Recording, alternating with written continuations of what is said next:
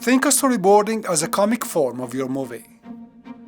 In this video, you're going to learn how to storyboard your movie as Steven Spielberg does it, and how you could do an even better job than him. Storyboards are quite similar to comics. The main differences are that you don't need camera movements in comics, and you don't need dialogues in storyboards. Everything else is pretty much the same. I hear you. Hey, I suck at drawing. How on earth am I supposed to draw a storyboard? Let me show you this picture. This was drawn by Steven Spielberg when he was storyboarding always. So, no excuses. Even drawing stick people is enough. Storyboarding your movie, any movie actually, is crucial for different reasons. First, having a storyboard will save you an enormous amount of time. Hear me on this. The process consists of drawing the storyboard and bringing it with you on set, so that you can reproduce what is drawn in real life.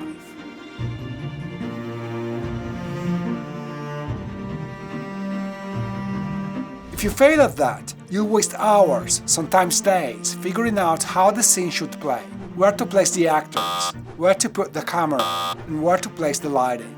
You'll end up with angles you will not like and wish you had more time to plan. Second, storyboards give you an idea of how the movie will play out and give the actors an idea of what will happen. Third, storyboarding is actually really easy and fun, even if, like myself, you're a dreadful cartoonist.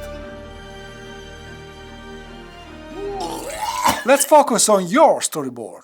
All you need is the storyboard template that you can download in the video description, 3 pens or pencils, one black, one red, one blue. I'll explain what the colors are. Before you start writing the storyboard for your film, you also need to understand camera angles, camera movements, and compositions.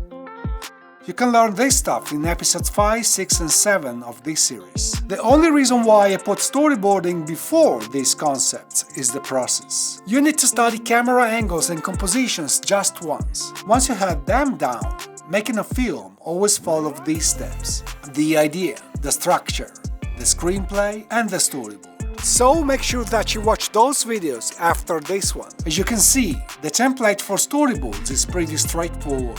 Each rectangle is one shot. The circle on the top left is for you to write the scene number. It may occur that you need different shots of your actors in the same scene. Look at this scene, where Lydia shares details about her true sexuality.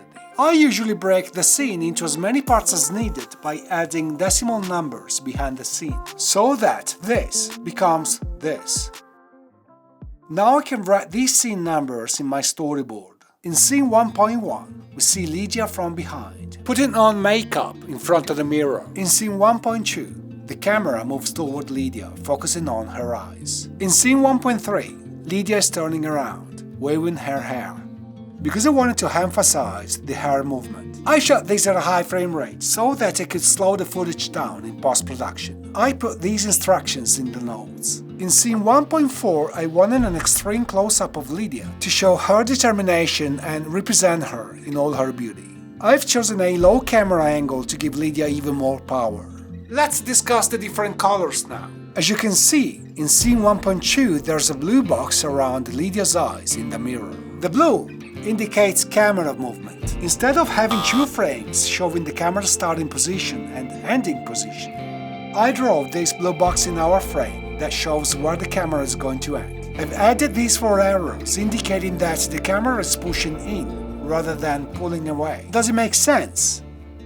In scene 1.3, Lydia turns her head from the mirror toward the camera. I've used this red arrow to show this movement. As you may have guessed, red indicates action inside the frame. Let's watch the sequence from the beginning, with the storyboard side by side. I was trapped in a body that didn't represent me. Now that I told my family and friends that there's a woman's heartbeat below this rough beard, I can finally express my real self. I feel I'm not faking it anymore. I'm happy. El río fluye, nunca solo está, no solo está. That's it. This is all you need to know to storyboard your film. Bear in mind that cinematography is an art.